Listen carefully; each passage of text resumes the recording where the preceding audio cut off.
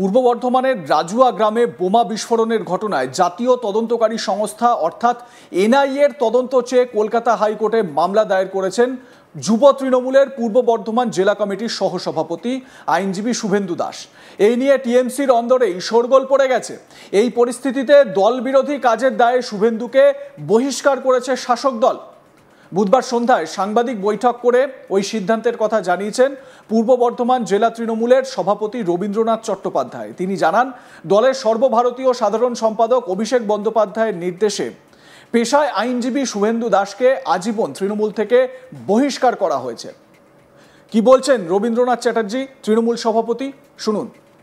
সর্বভারতীয় তৃণমূল কংগ্রেসের সাধারণ সম্পাদক মাননীয় অভিষেক বন্দ্যোপাধ্যায়ের নির্দেশে পূর্ব বর্ধমান জেলা তৃণমূল যুব কংগ্রেসের সহসভাপতি, কাটোয়া বিধানসভার অন্তর্গত দাঁইহাটের বাসিন্দা শ্রী শুভেন্দু কুমার দাস ওরফে সুমনকে দল বিরোধী কার্যকলাপের জন্য আজীবন দল থেকে বহিষ্কার করা হলো। কেন বহিষ্কার করা হলো? দল বিরোধী কার্যকলাপের জন্য। কি ধরনের দল বিরোধী কাজ? অনেক কিছু আছে, সেটা রাজ্য নেতৃত্ব বিশ্লেষণ করে দেখেছে এবং তারপরে তারা সিদ্ধান্ত নিয়েছে। দেখা গেছে যে এই সুমন দাস, যাকে শুভেন্দু কুমার দাস, আর তাকে দেখা গেছে যে আজকে একটা কাগজ আমরা পেয়েছি যেখানে দেখা যাচ্ছে তিনি হাইকোর্টে এনআইএর তদন্তের দাবি করেছে কাটোয়া বিস্ফোরণ কাণ্ডে। সেটাও কি এর একটা কারণ? আমি তো বললাম সামগ্রিক কারণ রাজ্য নেতৃত্ব বিশ্লেষণ করেছে এবং তাতে দেখা গেছে তার বিরুদ্ধে প্রচুর দল বিরোধী কাজের অভিযোগ আছে এবং তার সত্যতা আছে। সেই কারণেই তাকে বহিষ্কার করা যায়। এটা কিন্তু সাসপেনশন নয়, আজীবন বহিষ্কার। মানে কোনোদিন দলের না, দলের ইয়ে করতে পারবে না। দলের কি ধরনের দল বিরোধী কাজ করেছে উদাহরণ বললাম, এগুলো রাজ্য নেতৃত্ব ঠিক করেছে, দেখেছে, তারা বিশ্লেষণ করে বলেছে। আর এমনিতে কি অভিষেক বন্দ্যোপাধ্যায় সর্বভারতীয় সাধারণ সম্পাদক, উনি কি ঘটনাটাকে অভিযোগ করেছিল এখান থেকে, না এমনি উনি নিজেই এটাকে? না, উনি নিজেই বিভিন্ন মাধ্যমের খবর সংগ্রহ করে তিনি সিদ্ধান্ত নিয়েছেন। সম্প্রতি আজকে একটা ঘটনা ঘটেছে, উনি একটা হাইকোর্টে আবেদন করেছেন, মামলা করেছেন। সেই মামলাতে রাজ্য প্রশাসনের প্রতি অনাস্থা প্রকাশ করে কেন্দ্রীয় এজেন্সিকে দাবি করেছেন তদন্তে। এটাও একটা অন্যতম কারণ হতে পারে। তার কারণ আমরা রাজ্য নেতৃত্বকে বিশ্বাস করি। আমাদের রাজ্যের মাননীয় মুখ্যমন্ত্রী মমতা বন্দ্যোপাধ্যায় যে প্রশাসন চালান, তার প্রতি তৃণমূল কংগ্রেসের প্রত্যেকটা কর্মীর সমর্থন থাকা উচিত এবং শ্রদ্ধা থাকা উচিত। না হলে তৃণমূল কংগ্রেসের করার তার কোনো অধিকার নেই। তো সেই জায়গায় দাঁড়িয়ে যদি সে ধরনের কোনো ঘটনা নিয়েও বিশ্লেষণ হতে পারে। দলের সিদ্ধান্ত নিয়ে অবশ্য মুখ খোলেননি বহিষ্কৃত যুব নেতা।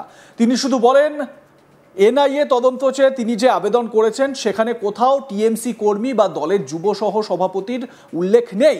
তিনি একজন সাধারণ নাগরিক হিসেবে মহামান্য কলকাতা আদালতের উকিল হিসেবে আবেদন করেছেন। তিনি মনে করেন গোটা দেশ জুড়ে বিস্ফোরণ কাণ্ডে একমাত্র এনআইএ সংস্থা রেপুটেড এবং অথেন্টিক। সেই জন্যই তিনি এনআইএ তদন্ত চেয়ে আবেদন করেছেন। তাতে কে কি মনে করলো তার কিছু যায় আসে না। শুভেন্দু দাস, বহিষ্কৃত তৃণমূল নেতা, কি বলছেন শুনুন। আমি এই নিয়ে কোনো মন্তব্যই করব না। তাহলে যে জেলার যুব সভাপতি, এই পদ তো আপনারা থাকছে। দেখুন, আমি একটা কথা বলি, আমি একজন নাগরিক হিসাবে, আমি একজন অ্যাডভোকেট হিসাবে কলকাতা হাইকোর্টে আমি একটা পিআইএল ফাইল করেছি। কি জন্য? কাটোয়া এলাকায় একটা রাজুয়া গ্রামে বিস্ফোরণকে কেন্দ্র করে। এর সঙ্গে দলের পদ, দলের স্ট্যাম্প, দলের কোনো কিছুই আমি ব্যবহার করিনি এবং আমার পিআইএলে কোথাও সেখানে উল্লেখ নেই as a Trinamool worker, as a Trinamool youth vice president, কোথাও উল্লেখ নেই, বা অ্যাজ এ তৃণমূল ওয়ার্কার, বা আমার কোনো স্ট্যাম্প ইউজই করিনি। একজন নাগরিক হিসাবে, অ্যাডভোকেট হিসাবে আমি এই কাজটি করেছি। আমি সেই কাজেই মনোনিবেশ করেছি এবং আমি জানি গোটা দেশ জুড়ে বিস্ফোরণ কাণ্ডে একমাত্র এনআইএ সংস্থা যারা হচ্ছে সবথেকে অথেন্টিক এবং যাদের একমাত্র রেপুটেশন ভালো এনআইএর ক্ষেত্রে, যে বিস্ফোরণের ক্ষেত্রে এনআইএ একমাত্র হচ্ছে অথেন্টিক সংস্থা সারা দেশ জুড়ে। অন্য কোনো সংস্থা এর সঙ্গে আসে না। সেই জন্য আমি এনআইএ চেয়েছি। তাতে কে কি মনে করলো, কে কি ভাবলো, আমার কিচ্ছু যায় আসে না। আমি একজন নাগরিক হিসাবে, একজন অ্যাডভোকেট হিসাবে কলকাতা মহামান্য আদালতের একজন অ্যাডভোকেট হিসাবে আমি এই পিআইএলটা ফাইল করেছি। এর সঙ্গে রাজনীতির কোনো যোগ নেই, এর সঙ্গে দলের কোনো যোগ নেই, এর সঙ্গে তৃণমূলের কোনো যোগ নেই, এর সঙ্গে দলের পদের কোনো যোগ নেই। যারা বলছেন আমি এই নিয়ে কোনো বিতর্ক জড়াবো না, কোনো বক্তব্য দেবো না। কিন্তু আপনার যে দলবিরোধী কাজ কি মনে হচ্ছে সেটা আমি এই বিষয়ে কোনো কথা আমি এই বিষয়ে কোনো কথাই বলবো না। দল থেকে কোনো কারণ জানতে চেয়েছিল আপনাকে? আমাকে কেউ কোনো পত্র মারফত বা আমাকে কোনো মেল মারফত বা আমার ফোন মারফত আমাকে কেউ বলেও নি যে আপনার বিরুদ্ধে এরম অভিযোগ এসেছে বা আপনি এই বিষয়ে কিছু বলবেন না। আমি জানি না, অথবা আমি এই নিয়ে কোনো কথা বলবো না। আমি সবাইকে সম্মান করি, আমি সকলকে সম্মান রেখেই বলছি, আমি এই নিয়ে কোনো মন্তব্য করতে চাই না। গত জুলাই মাসে পূর্ব বর্ধমান জেলার কাটোয়া থানার অন্তর্গত রাজুয়া গ্রামে পরপর দুটি ভয়াবহ বোমা বিস্ফোরণ ঘটে। বিস্ফোরণের তীব্রতায় একাধিক বাড়ি ক্ষতিগ্রস্ত হয়। যে বাড়িতে বিস্ফোরণ হয়েছিল সেই বাড়ির ছাদ উড়ে যায়, বাড়ির দেওয়াল সম্পূর্ণভাবে ভেঙে পড়ে। ঘটনায় প্রাণ হারান একজন, অন্য একজনকে গুরুতর আহত অবস্থায় পাওয়া যায়। স্থানীয়রা তাকে পুলিশের হাতে তুলে দেয়। বোমা বিস্ফোরণের ঘটনার পর কাটোয়ার বিধায়ক রবীন্দ্রনাথ চট্টোপাধ্যায় দাবি করেছিলেন দুষ্কৃতীরা তাঁর উপর হামলার ছক কষেছিল, তিনিই আক্রান্ত হতে পারতেন। তাকে মারার জন্য ও পার্টি অফিসে হামলার জন্য বোমা বাঁধা ও মজুত করা হচ্ছিল। কাটোয়া পৌরসভার প্রাক্তন কাউন্সিলর টিএমসি নেতা জঙ্গল শেখের দিকে সরাসরি অভিযোগ করেছিলেন রবীন্দ্রনাথ। ওই ঘটনাকে হাতিয়ার করে রাজ্য সরকারকে বিঁধতে আসরে নামে বিজেপি সিপিএম নেতৃত্ব। রবীন্দ্রনাথ চ্যাটার্জি কি বলেছেন এ বিষয়ে শুনুন। উনি কেন এনআইএ চেয়েছেন আমি জানি না, আমি দলের ঊর্ধ্বতন নেতৃত্বকে জানাবো, তারা যেটা সিদ্ধান্ত নেবে সেটাই হবে। এমনি শুভেন্দু দাস কি পদে আছে? শুভেন্দু দাস আমি ঠিক সেভাবে জানি না, তবে শুনেছি তৃণমূল যুব নাকি তিনি সহসভাপতি।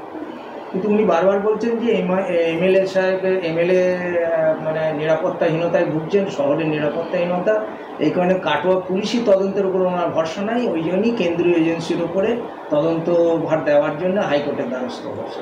আমি তো আগেই বললাম যে আমি রাজ্য প্রশাসনের উপর দারুণ আস্থাশীল এবং মাননীয় মুখ্যমন্ত্রীর উপর নির্ভর করেই আমরা চলি, মানে সেক্ষেত্রে কোনো প্রশ্নই নেই এই কথার। এবং তিনি কেন বলেছেন সেটা তার ব্যাপার, আমি রাজ্য নেতৃত্বকে ব্যাপারটা জানাবো। দলেরই একজন নেতা সেই চাইছে, সে রাজ্য সরকারের ওপর আস্থা রাখছে না, সে একেবারে কেন্দ্র সরকারের সংস্থা এনআইএর ওপর আস্থা রাখছে। আমি জানি না কেন তার আস্থা নেই, সেটা আমি বলতেও পারবো না। এ বিষয়ে আপনাদের মতামত কি জানাতে ভুলবেন না। দেখতে থাকুন আজ তাক বাংলা, সাবস্ক্রাইব করুন আমাদের ইউটিউব চ্যানেলটি, বেল আইকন প্রেস করুন নোটিফিকেশন পেতে।